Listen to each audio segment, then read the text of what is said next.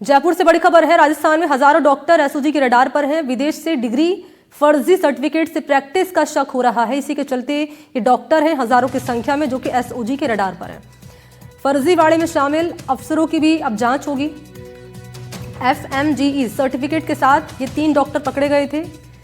फर्जी प्रमाण पत्र से इंटर्नशिप कर रहे थे। सरकारी मेडिकल कॉलेज में इंटर्नशिप कर रहे थे। 4 दिसंबर की तारीख थी जब दरअसल यहाँ कई डॉक्टर्स की गिरफ्तारी हुई थी। तो सीधा सीधा जान से खिलवाड़ हो रहा है यहाँ पर। और ये जो डॉक्टर हैं हजारों की संख्या में एसओजी के रडार पर हैं। अब जरा जान लेते हैं कि क्या कार्रवाई हो रही है एसओजी के द्वारा इस मामले में। हमारे सहयोगी हैं इस वक्त दीपक मौजूद हैं ज्यादा जानकारी लिए। दीपक, जरा बताएं दर्शकों को, ये जो फर्जी तरीके से डिग्री हासिल की जा रही है, इंटर्नशिप की जा रही है फर्जी तरीके से, तो सीधा सीधा फिर लोगों की जान से खिलवाड़ करने का तरीका है ये। अब क्योंकि एसओजी एक्शन मोड में है, इनपुट क्या मिल रहा है? और बिल्कुल देखिए, एसओजी ने दौसा से 3 डॉक्टरों को पकड़ा था और उनसे पूछताछ में खुलासा हुआ था कि ये विदेश से डॉक्टरी एमबीबीएस करके आए थे। लेकिन भारत में जब विदेश से कोई डॉक्टरी करके आता है, FMG एक सर्टिफिकेट अनिवार्य होता है, उसका एग्जाम देना पड़ता है। इसमें एक डॉक्टर था, वो लगभग 3 बार जो है इस एग्जाम में फेल हुआ। बावजूद उसके फिर उसने चौथी बार में इसको कहीं ना कहीं क्लियर किया। तब एसओजी को इनपुट मिला, डाउट हुआ। उसके बाद जब पूछताछ की तो पता चला FMG का सर्टिफिकेट ही पूरी तरह से फर्जी था। बाकायदा करौली दौसा में ये अभी तीनों डॉक्टर जो है वो ट्रेनिंग भी ले रहे थे और अब कुछ महीनों बाद जो है वो किसी हॉस्पिटल में नौकरी भी करने वाले थे। तो ये बड़ा खिलवाड़ हो रहा है। अब जब इनसे पूछताछ हुई तो पता चला कि FMG का जो सर्टिफिकेट है वो हजारों डॉक्टरों को दिया गया है। हालांकि एसओजी अभी इस निष्कर्ष पर नहीं पहुंच पाई कि FMG का सर्टिफिकेट इन डॉक्टरों को कौन प्रोवाइड करवा रहा है। हालांकि ये मान के चल सकते हैं कि हजारों डॉक्टर जो है वो एसओजी की रडार पर आ चुके हैं। इसके साथ ही अब ये भी एक जांच का विषय है कि ये तीनों डॉक्टर कैलिफोर्निया और इसके अलावा अन्य जो विदेश है, चाहे वो रशिया हो, विदेश से जो डॉक्टरी करके आ रहे हैं, तो क्या इनकी विदेश की डॉक्टरी भी सही, डॉक्टरी एमबीबीएस भी सही है या गलत है, ये भी जांच का विषय है। और जहां से दिल्ली में जो इनका इंस्टीट्यूट है, वहां भी एसओजी ने लिखित में दिया है कि वहां पे भी इनका जो रिकॉर्ड है वो भी आप इनको दीजिए। तो ये मान के चलिए कि अब हजारों डॉक्टर जो है वो एसओजी के रडार में आ चुके हैं, इनसे पूछताछ की जा रही है। और अब जो FMG का जो सर्टिफिकेट जो प्रोवाइड करवा रहा है, जो बड़ा एक रैकेट है, उस तक एसओजी की टीम जो है पहुंचने में जुटी हुई है। अगर वो गिरफ्तार हुआ तो निश्चित तौर पर न सिर्फ राजस्थान में बल्कि पूरे देश में इस तरह से FMG का सर्टिफिकेट लेकर डॉक्टरी कर रहे हैं, प्रैक्टिस कर रहे हैं, कुछ जॉब पर भी लग गए हैं, उनको एसओजी की टीम जो है वो पकड़ पाएगी। तो ये लिस्ट जो है वो हजारों की संख्या में है।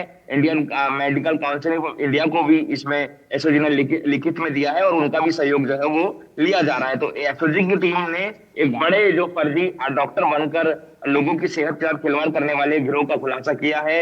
आप मान के चलिए कि अगर ये डॉक्टरी करते, अगर हॉस्पिटल में मरीजों का इलाज करते, तो किस लेवल का ये इलाज करते, किस लेवल का इंजेक्शन दवाइयां देते, हाँ। जो सही मरीज होगा उसको भी ये जो है वो उसकी जान जो है खतरे में डाल देते।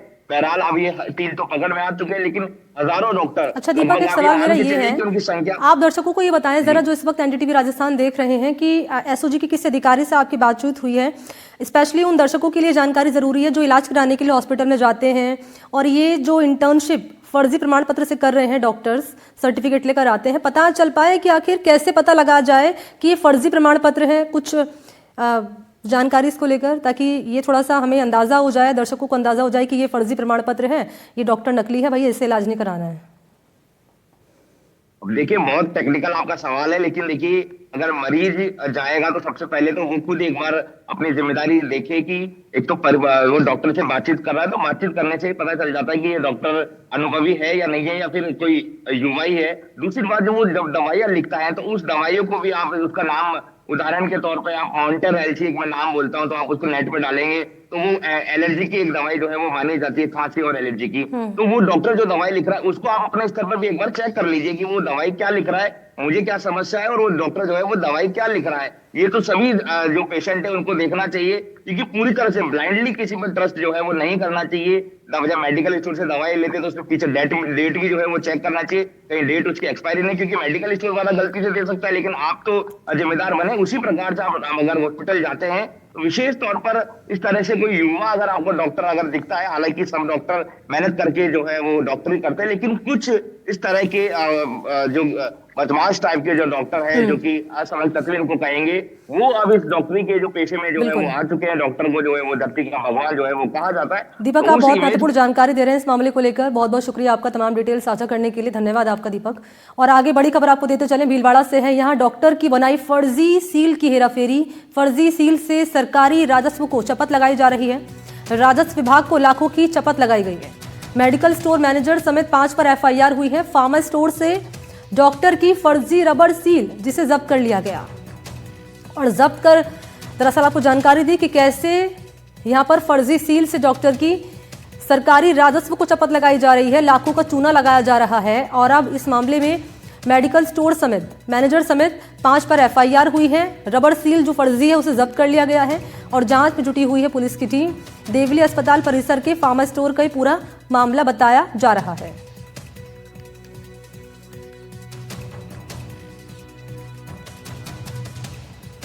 चिकित्सा एवं स्वास्थ्य विभाग की 21 पेज की जांच में रिपोर्ट में यहां फर्जीवाड़े का हुआ है खुलासा। लेकिन एक सवाल इसमें यह है कि आखिर ये जो सील है डॉक्टर की बनाई, यहां पर ही कैसे यहां तक पहुंच जाती है मेडिकल स्टोर संचालक तक, ये डिटेल भी आपको देंगे इस मामले को लेकर। ये बड़ी खबर आपको दे रहे थे। आगे बढ़ लेते हैं, कोटपुतली से बड़ी खबर आपको देते चले। नीमराना फायरिंग मामले में पुलिस का एक्शन सामने आया। पुलिस ने 3 आरोपियों को इस मामले में गिरफ्तार किया। आरोपियों से 2 देसी कट्टा जिंदा कारतूस की जब्ती हुई है। नीमराना में फायरिंग कर दहशत फैलाई गई थी।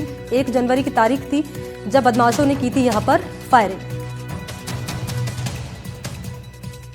तो बड़ी खबर कोटपुतली से है। नीमराना फायरिंग मामले में पुलिस ने एक्शन करते हुए 3 आरोपियों की गिरफ्तारी कर ली है। 2 से देसी कट्टा मिला है, जिंदा कारतूस मिले हैं और ये फायरिंग की घटना सामने आई है नीमराना में। और हिमांशु जुड़ चुके हैं फोन लाइन पर। हिमांशु, कार्रवाई को लेकर क्या अपडेट है? जी बिल्कुल, देखिए आपको बता दूं कि नीमराना क्षेत्र के अंदर अभी कुछ दिनों पहले ही तेज रफ्तार गाड़ी को रोकने के ऊपर कुछ युवकों ने फायरिंग कर दी थी और इसी को लेकर जो है बदमाश की तलाश के अंदर पुलिस जुटी हुई थी और पुलिस को बड़ी सफलता मिली है। 3 आरोपियों को गिरफ्तार किया गया है। इसके अंदर जो आरोपी हैं वो सोनू है, अंकित और मनोज, तीनों लोग हैं वो रोडवाल गांव के रहने वाले हैं। पुलिस ने आरोपियों के कब्जे से 2 देसी कट्टे, जिंदा कारतूस और जो बोलेरो गाड़ी बरामद की गई है।